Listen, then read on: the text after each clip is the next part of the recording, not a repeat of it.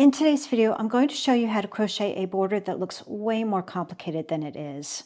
This method gives a beautiful candy stripe or cable-like effect that is suitable for so many different kinds of projects, and it's a great way to add a playful pop of color. Now, saying that, you can make it with as many colors as you like, and I will be giving you my best tips for changing those colors cleanly and keeping your stitches looking neat. But for simplicity, I'll just be doing 2 colors today. And once you get that down, then you can have fun with more colors. For this tutorial, I'll be using a weight 4 cotton yarn with a 4mm hook.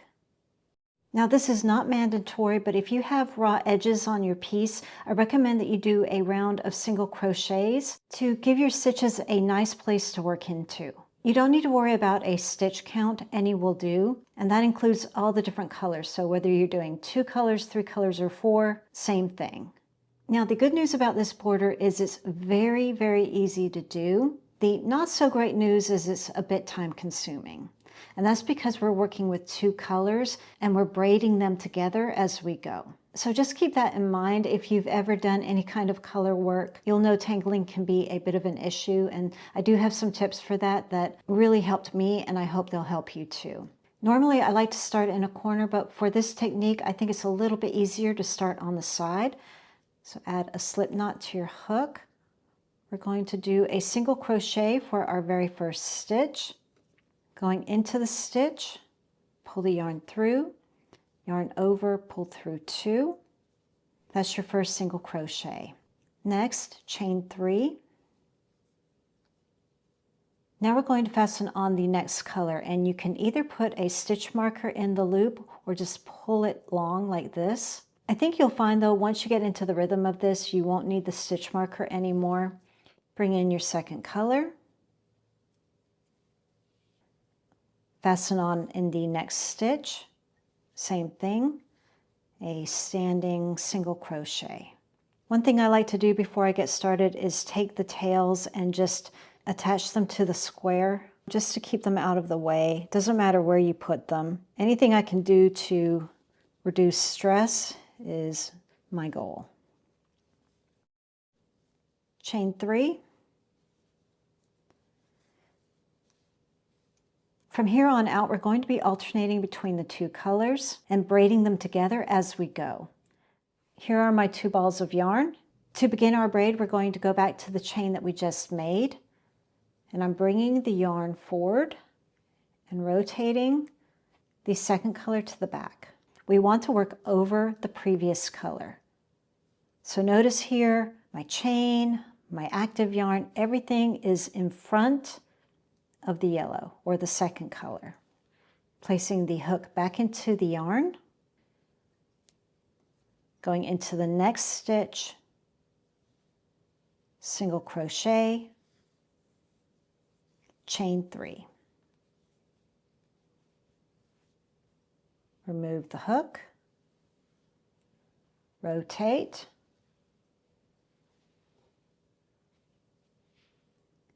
hook back in the yarn, single crochet in the next stitch, chain 3. And we're just going to continue this all the way around. Rotate your yarn,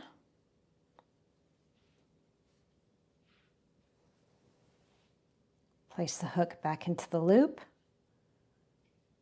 skip over, single crochet, chain 3. The first time I did this, I wasn't paying attention to how I put the hook back into the loop, and it did affect the look of the braid. If you don't pay attention to it, you will see the back and the front of the chain, and really that doesn't matter that much, but once I saw it, I couldn't unsee it. So if you want that look to stay consistent with the chain staying on the front side, make sure that you are seeing the front side of the chain. Make sure your loop is nice and straight. The other thing, pay attention to your active yarn. For me as a right-hander, it needs to be on the left.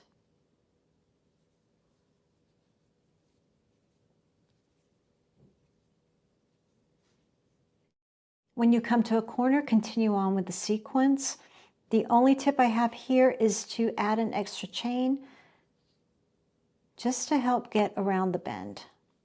The main goal here is you don't want your border to curl up, so if it's doing that, it means it's too tight. So you do want to add an extra chain. So here I did, just to help me get around the bend. And then go back to 3. Like here, I can see I need to get around that bend, so I'm going to add an extra chain to get around. And then back to 3. And then just continue all the way around. I found that if I release and reattach immediately to the next color, it puts me in the right position. Push the old back, just hold it with your hands while you do the rotation. It'll automatically put everything in front of the one you just worked on.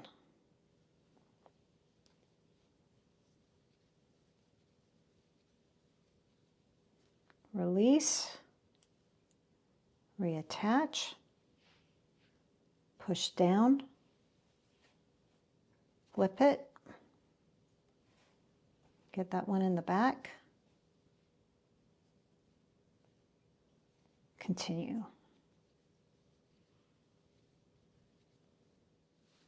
Okay, I'm close to the end here, but the area where I threaded the yarn tails in is making it a little confusing to see. So I'm just going to pull those out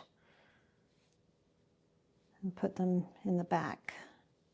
And then when you come to the end, you'll have something that looks like this.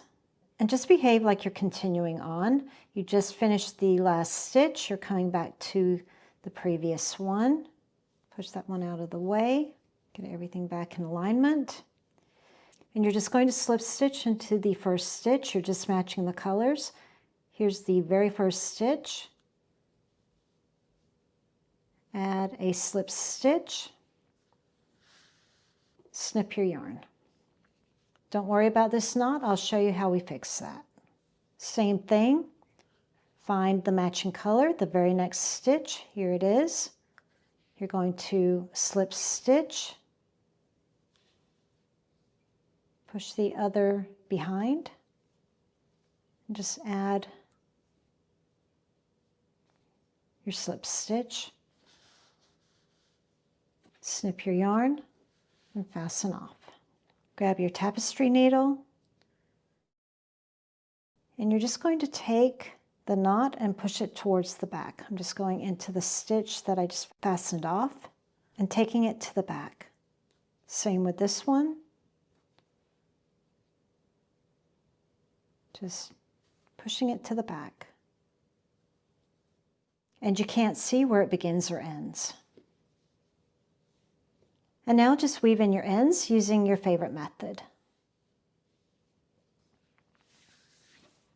To work with more colors, it's the same system. You're just going to fasten on one by one with each color that you want to use. Here you see I've used 3, and you'll repeat the same sequence.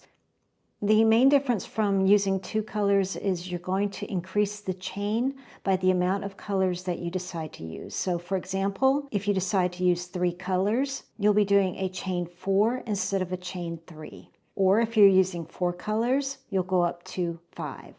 And that's just because your chain has to cross over more stitches. But you can play with that. You may find that you need more or less chains. Just see what works best for you. Well, I hope you enjoyed the video, and if you did, a like is always appreciated. Let me know if you're going to give this one a try. I know it looks pretty tedious, but it is worth the effort to get this candy stripe effect. Thanks for watching, and I'll see you in the next one.